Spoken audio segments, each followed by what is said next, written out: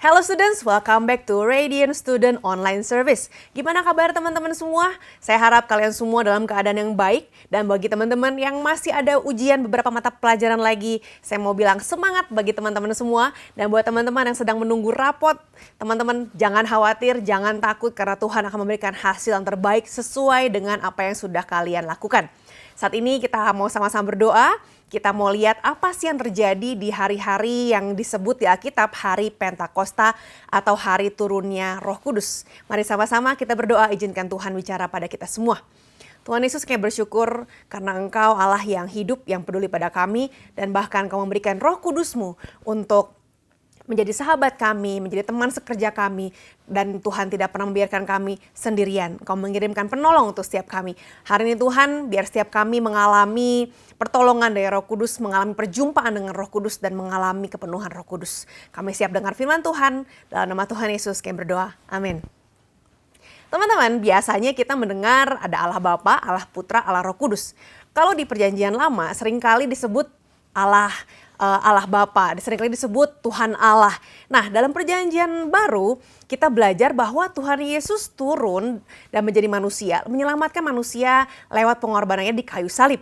Dan setelah itu ketika Tuhan Yesus sudah mati dan bangkit, lalu dia meninggalkan dunia ini yang kita peringati 10 hari yang lalu di hari kenaikan Tuhan Yesus Kristus. Tuhan mengatakan bahwa aku tidak akan membiarkan engkau sendiri.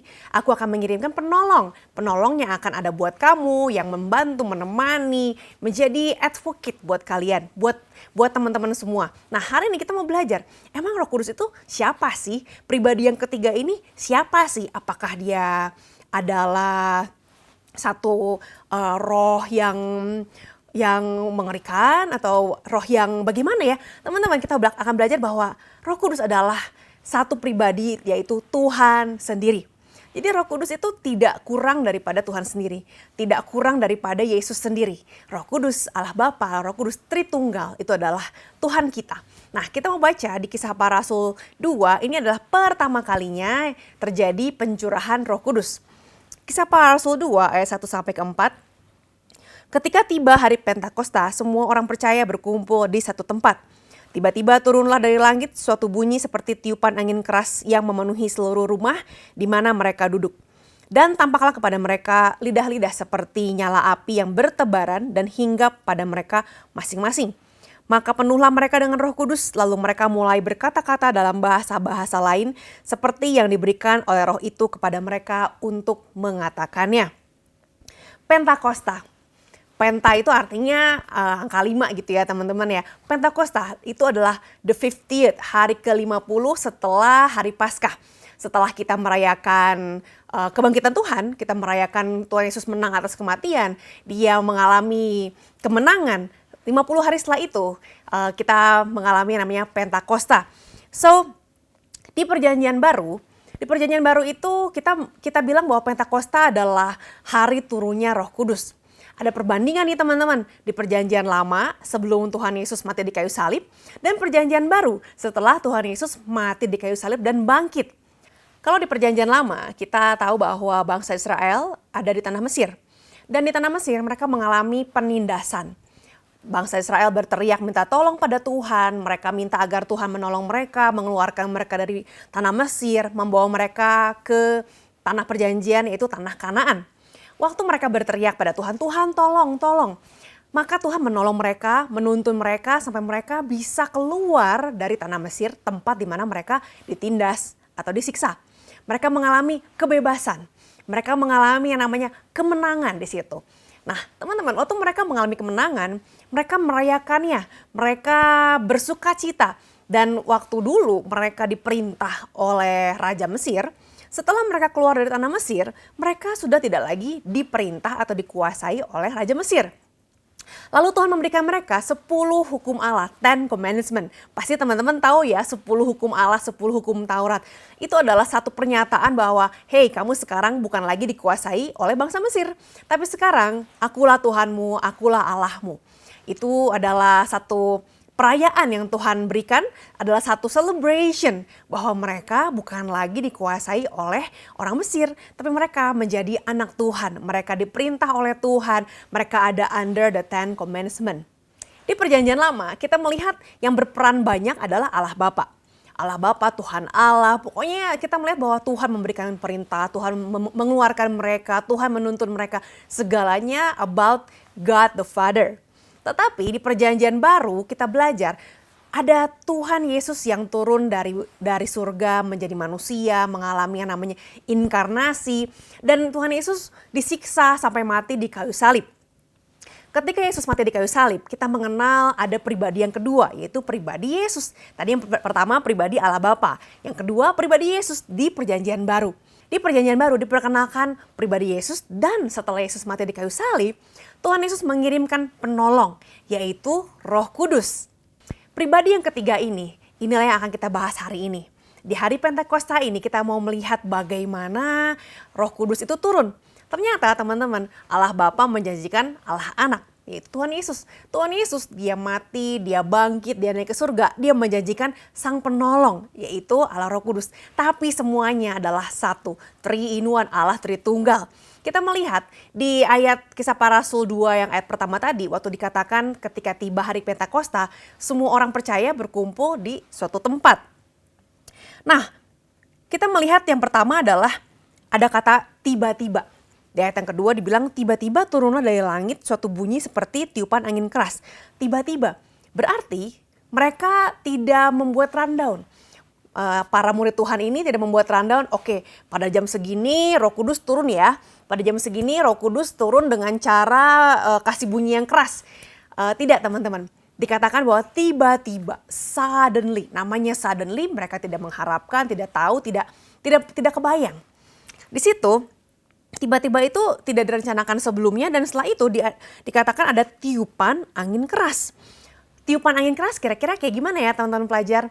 Tiupan angin keras itu bukan angin sepoi-sepoi yang bikin kita nyaman ketiduran. Bukan ya. Tiupan angin keras atau dalam bahasa Inggrisnya dikatakan violent rushing wind. Ada violent rushing wind, dan ayat yang ketiga dikatakan juga ada lidah-lidah api di situ katanya. Violent rushing wind yang disertai dengan fiery tongues. Waduh, kok ngeri banget ya. Ada violent rushing wind, ada angin keras, lalu ada fiery tongues, ada angin, ada api. Teman-teman, kalau angin doang ya udah angin doang. Kalau api ya udah api, tapi kalau angin sama api digabungkan, maka itu menjadi satu hal yang tidak terduga. Apinya bisa nyambar kemana-mana gara-gara si angin. Anginnya juga nggak tahu arahnya bakal kemana, namanya juga angin ya.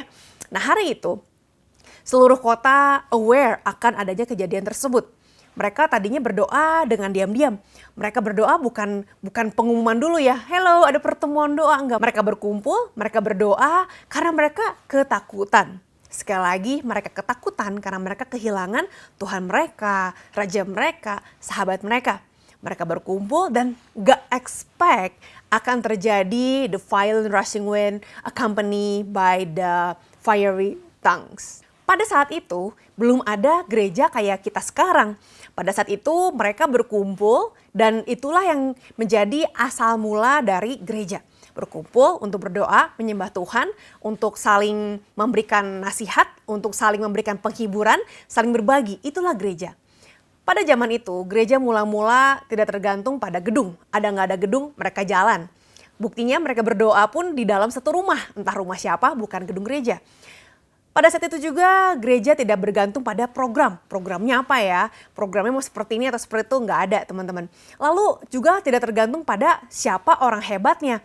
Mungkin wah ada artisnya, wah ada pengkhotbah terkenalnya, orang hebatnya yang udah biasa untuk menyampaikan firman. Karena pada saat itu kebanyakan orang-orang yang ada di situ adalah para murid Yesus yang ketakutan. Mereka orang-orang yang kehilangan Tuhannya, mereka ketakutan, takut ditangkap juga. Dan gereja mula-mula juga tidak ada performance. Gak ada tuh yang namanya musik yang indah, atau yang namanya band, atau orang yang dengan teknik suara yang bagus. Gak ada performance juga. Gereja tidak tergantung pada hal-hal itu. Tetapi dikatakan bahwa orang-orang terus ingin datang ke gereja. Orang-orang ingin kenal sama Tuhan Yesus. Apa sih yang menarik perhatian mereka? Yang menarik perhatian mereka, terutama orang-orang yang belum kenal Tuhan, saat itu adalah hanya satu, yaitu Roh Kudus. Mereka punya Roh Kudus. Yang membedakan gereja Tuhan dengan motivation content adalah kuasa Roh Kudus. Waktu mereka mengadakan ibadah, mereka bukan bergantung pada artisnya, pada orangnya, tapi mereka bergantung pada kuasa Roh Kudus. Teman-teman, yang bisa kita lihat adalah gereja Tuhan akan selalu ada Roh Kudus. Dan Roh Kudus akan membawa perubahan dalam kehidupan seseorang. Ketika Roh Kudus datang, Roh Kudus itu dikirim oleh Tuhan untuk membuat satu perubahan, membuat satu hal yang baru. Buktinya, waktu Roh Kudus turun dengan violent rushing wind, dengan fiery tongues, dengan api Roh Kudus membawa perubahan. Sama-sama kita katakan perubahan. Dia datang untuk memulai sesuatu yang baru. When Holy Spirit came, He will start something new in us. Something that we cannot start by ourselves. Roh Kudus tahu bahwa manusia itu nggak mampu untuk memulai sesuatu yang besar sendirian. Kalau nggak ada Roh Kudus, kita nggak akan bisa mengalami perubahan hidup. Dan Roh Kudus datang untuk membawa perubahan hidup. Apa sih bedanya kalau gereja itu benar-benar gereja atau itu sekedar kata-kata motivasi di dalamnya? Ketika ada perubahan hidup, disitulah ada Roh Kudus. Dan di situ kita memerlukan kuasa Roh Kudus. If there is no spirit power, semuanya hanya sekedar informasi. Dan informasi itu hanya knowledge buat otak kita. Waktu kita hanya tahu, oh ya tahu Roh Kudus baik, oh ya tahu ada powernya, oh ya tahu ini. Pada akhirnya hal-hal itu tidak akan membawa perubahan. Information won't bring transformation. Holy Spirit does. Apa yang Roh Kudus lakukan untuk gereja Tuhan saat ini? Waktu kita ke gereja, waktu kita melayani Tuhan, yang Roh Kudus inginkan adalah ada perubahan dalam hidup kita. Roh Kudus membawa perubahan yang nyata, teman-teman. Bukan hanya kita aktif dalam gereja atau kita melakukan kegiatan di gereja, tapi ada perubahan yang nyata dalam hidup kita. Secara pribadi, dalam keluarga. Seringkali kita mengalami yang namanya permasalahan baik di sekolah, baik di pertemanan, baik di keluarga. Nah, Roh Kudus ingin membawa perubahan dalam hidup kita dan dalam permasalahan-permasalahan kita. Tetapi perubahan itu tidak datang tiba-tiba. Perubahan itu sebetulnya sudah dipersiapkan oleh para murid Kristus. Hanya saja para murid tidak menyadari kalau mereka sedang mempersiapkan kedatangan Roh Kudus. Apa sih yang dilakukan oleh para murid ketika hari itu tiba-tiba datang? Dibilang di ayat yang pertama tadi, ayat yang kedua tadi, tiba-tiba turunlah dari langit. Tiba-tiba turunlah dari langit. Mereka lagi apa? Yang pertama, mereka taat dan berdoa. Tuhan meminta mereka berkumpul dan berdoa. Tuhan meminta mereka agar mereka jangan spend time sendiri-sendiri. Tuhan tahu bahwa mereka nggak mampu untuk jalani hidup mereka sendiri ketika Tuhan meninggalkan mereka. Tuhan meminta mereka berdoa, berkumpul, dan mereka melakukannya. Mereka menaatinya. Teman-teman, kalau seandainya nih kita diajak untuk doa, diajak untuk kumpul, dan dikatakan bahwa mereka itu datang kumpul untuk berdoa saja, apakah kalau kita yang diajak doa nih, kumpul nih, nggak ada performance-nya, nggak ada artisnya, atau mungkin teman-teman kita nggak ada, hanya saja kita diajak untuk berdoa. Teman-teman, apakah kita akan datang kalau kita diajak doa tanpa ada hal lain? Hanya doa dan ketemu Tuhan. Hanya doa dan mengalami yang namanya perjumpaan dengan Roh Kudus. Roh Kudus tidak terpengaruh oleh artis, oleh performance, atau oleh show. Ada nggak ada artis, ada nggak ada performance, ada nggak ada show. Tuhan Yesus, Roh Kudus akan selalu hadir. Jesus is the superstar. Kalau sampai kita mencari orang lain, kalau sampai kita punya alasan lain untuk datang kepada Tuhan, berarti kita bukan sedang mencari Tuhan. Mungkin kita sedang mencari performance-nya, mungkin kita sedang mencari kehangatan komunitasnya, mencari penerimaannya, mencari artisnya. Kita bukan mencari Tuhannya. Seharusnya yang benar adalah Jesus is the superstar. Kita berkumpul bersama untuk mengalami hadirat Tuhan. Gather together in God's presence. Dan waktu mereka taat, mereka berdoa, disitulah Roh Kudus turun. Tugas Roh Kudus adalah membuat kebenaran yang kita tahu itu menjadi satu kenyataan dalam hidup kita. Tugas Roh Kudus adalah membuat kita mengalami, experience the truth of God. Dan pengalaman itu bisa dialami oleh semua kita. Waktu kita terima Yesus dan diselamatkan, kita itu nggak tiba-tiba berubah loh. Hidup kita nggak tiba-tiba langsung jadi wah super baik. Terima Yesus dan transformasi hidup itu adalah dua hal yang berbeda. Waktu kita terima Tuhan Yesus, karakter kita nggak tiba-tiba berubah. Yang tadinya kita mungkin orangnya heboh, tiba-tiba jadi kalem. Nggak seperti itu ya teman-teman ya. Kita ya tetap kita, sifat dan karakter kita nggak tiba-tiba berubah. Tetapi relasi kita dengan Roh Kudus yang akan mengubahkan kita. Kita akan semakin hari semakin serupa dengan Roh Kudus, semakin sabar, semakin bisa mengendalikan diri, semakin bisa mengontrol emosi, semakin murah hati, semakin gak pelit, semakin mau nolongin orang. Roh Kuduslah, relasi kita dengan Roh Kuduslah yang akan mengubahkan kita. Itulah yang akan membuat kita punya power untuk berubah. Gak cuman sekedar terima Tuhan, tapi juga hidup kita berubah teman-teman. Bisa gak sih kita terima Yesus tapi hidupnya gak berubah? Bisa. Ada orang-orang yang bilang dia terima Tuhan Yesus tapi hidupnya gak berubah. Kenapa ya kira-kira ya? Teman-teman semua pasti punya handphone dong, punya HP, punya alat-alat elektronik di rumah, kulkas, rice cooker, apalagi ya alat elektronik yang hanya bisa nyala kalau di plug in, dicolokin ke steker ya teman-teman ya. Nah semua alat elektronik kita kalau kita nggak sambungkan ke sumber listrik, sekalipun kamu beli, let's say kamu beli PS terbaru, beli handphone terbaru paling mahal. Tapi kalau kamu nggak colok semuanya itu ke sumber listriknya, kamu nggak charge, maka semuanya tidak akan bisa jalan. Sumber listrik itulah yang membuat semua alat elektronik itu jalan. Sebagus apapun kulkas kamu, kalau nggak nyolok ke sumber listrik, nggak akan jalan. The transforming power won't happen kalau kita nggak connect to the source. Siapa sumbernya? Sumbernya adalah Roh Kudus. Jadi waktu kita terima Tuhan Yesus, jangan berhenti sampai situ. Mintalah agar Roh Kudus memenuhi hidup kamu connect dengan Roh Kudus dan kamu akan mengalami transformasi, perubahan hidup, perubahan hati, perubahan cara pikir. Jadi ternyata yang pertama yang para murid lakukan adalah taat untuk berdoa. Yang kedua, ada kesatuan hati. Ada unity. Sama-sama kita katakan unity. Di Kisah Rasul 2 ayat 1, ketika tiba hari Pentakosta, semua orang percaya berkumpul di satu tempat. Sekali lagi dikatakan semua orang percaya berkumpul di satu tempat. Di situ mereka berkumpul dan mereka punya tujuan yang sama, yaitu berdoa mencari Tuhan. Ada satu kesatuan hati, ada satu biblically unified. Mereka on the same page tentang firman Tuhan. Waktu Tuhan bilang, kalian harus berkumpul dan berdoa. Mereka on the same page mengatakan bahwa, yes, I will gather, aku mau berkumpul, aku mau berdoa. Mereka on the same page bahwa apapun keadaan kita, siapapun kita punya tujuan yang sama, yaitu berdoa dan bertemu dengan Tuhan. Teman-teman, seringkali terjadi disunified di tengah-tengah kita. Ketidaksatuan hati itu terjadi sebetulnya dalam hal-hal kecil. Mungkin lagi ribut sama temen, lagi kesel nih. Aduh, kenapa teman gue tuh kayak begini? Atau kita lagi punya perbedaan pendapat dan kita kesel, kita ingin agar pendapat kita yang benar. Atau kita beda sekolah, beda pelayanan, beda latar belakang, ada berbagai macam yang membuat kita jadi disunified. Dan bagi Tuhan, perbedaan-perbedaan itu bukanlah hal yang penting. Bagi Tuhan, yang paling penting adalah kita mau on the same page, sepakat akan hal yang disampaikan oleh Tuhan. Kita mau sepakat untuk menjalankan apa yang Tuhan mau. Di tengah-tengah kesatuan itulah Roh Kudus akan tercurah. Jadi yang pertama tadi taat untuk berdoa bersama. Yang kedua ada kesatuan hati. Jadi kalau pengen doa kita didengar Tuhan, kita harus datang sama Tuhan. Datang sama Tuhannya harus sehati. Teman-teman, kesehatian Tuhan yang lihat. Kita nggak bisa bilang, aku sehati kok. Padahal dalam hati, sebel banget sih kenapa dia ikut berdoa bareng sih.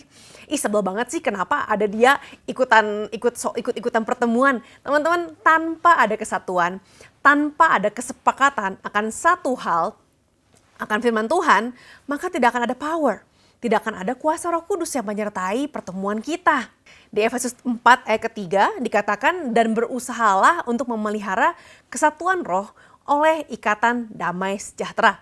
Sekali lagi, Efesus 4 ayat 3, dan berusahalah memelihara kesatuan roh oleh ikatan damai sejahtera. Artinya kalau dikatakan berusahalah, berarti harus berusaha. Ternyata kesatuan roh itu bukan hal yang tiba-tiba terjadi. Bukan hal yang otomatis terjadi atau naturally terjadi. Kita lebih sering kesel sama orang karena beda sama kita ya. Nah, disitulah kita harus berusaha memelihara kesatuan roh. Kita harus selalu berusaha untuk melepaskan pengampunan pada orang-orang yang bersalah pada kita. Dan juga kita meminta maaf kalau kita menyinggung perasaan mereka. Tanpa kesatuan roh, tidak ada kehadiran roh. Tanpa kehadiran Roh Kudus, tidak ada kuasa Roh Kudus. Without spiritual unity, there is no spiritual presence. And without spiritual presence, there's no spiritual power. Kalau nggak ada kuasa Roh Kudus, maka nggak ada juga transformasi dalam kehidupan kita. Nggak ada perubahan hidup. Teman-teman, can you imagine kamu sudah hidup dengan kebiasaan seperti itu, mungkin kamu umur 12, atau kamu umur 15, kamu umur 17, selama 17 tahun kamu hidup seperti itu. Gimana bisa kamu berubah? Kamu hanya bisa berubah ketika ada Roh Kudus yang turun dan membuat kamu mampu untuk mengubah hal-hal yang tidak mampu kamu ubah. Ada power untuk mengubah kebiasaan buruk, mengubah pola pikir, mengubah akal budi kita. Kalau kita tidak memiliki Roh Kudus, maka semua ibadah kita hanyalah sekedar rutinitas, hanyalah sekedar kegiatan. Kenapa? Karena kita hanya just doing everything dengan hal-hal yang memang manusia bisa kerjakan. Teman-teman, Roh Kudus yang membawa transformasi, bukan kegiatan dan bukan rutinitas kita. Saya mau tantang teman-teman di sini di hari Pentakosta ini, apakah kamu mau untuk menerima Roh Kudus seperti yang dialami oleh para rasul? Roh Kudus yang mengubahkan hidup mereka, Roh Kudus yang membuat mereka melihat bahwa Tuhan itu nyata. Teman-teman, ada satu langkah untuk menerima Roh Kudus, yaitu ada hati yang terbuka, ada hati yang rindu, hati yang sungguh-sungguh pengen untuk dipenuhi oleh kuasa Roh Kudus. Saya mau tantang, kalau kamu mau untuk menerima Roh Kudus, ini adalah waktunya. Jangan pernah katakan bahwa nanti mungkin kalau gua udah lebih baik. Tidak ada kata-kata kita akan lebih baik, karena kita tidak akan pernah bisa lebih baik tanpa Roh Kudus. Jangan terbalik. Bukan baik dulu baru terima Roh Kudus, tapi sebaliknya, terima Roh Kudus dan kamu akan menjadi lebih baik. Mari kita berdoa. Tuhan Yesus, kami bersyukur karena Engkau Allah yang mampu untuk mengubahkan hidup kami. Kami datang Tuhan dengan kerendahan hati, dengan segala keadaan kami. Kalau keadaan kami jauh dari kata sempurna, jauh dari kata benar, kami percaya bahwa Roh Kudus mampu untuk membenarkan kami. Dan kami akui Tuhan bahwa kami adalah manusia berdosa, kami butuh pengampunan-Mu, kami butuh darah-Mu untuk menyucikan kami butuh Roh Kudus-Mu untuk membuat kami mengalami perubahan hidup. Kami terima kuasa Roh Kudus untuk mengubahkan hidup kami, dan kami percaya ada transformasi terjadi, proses dimulai dari hari ini karena Roh Kudus yang berkuasa ada dalam kehidupan kami.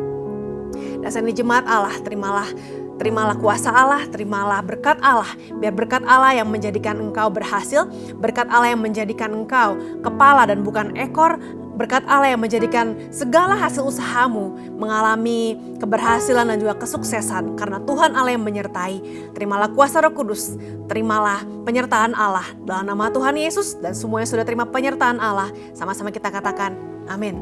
Teman-teman, kalau teman-teman mau didoakan, kamu bisa scan QR code di bawah ini. Ada pendoa yang siap untuk mendoakan kalian semua. So happy weekend, God bless you.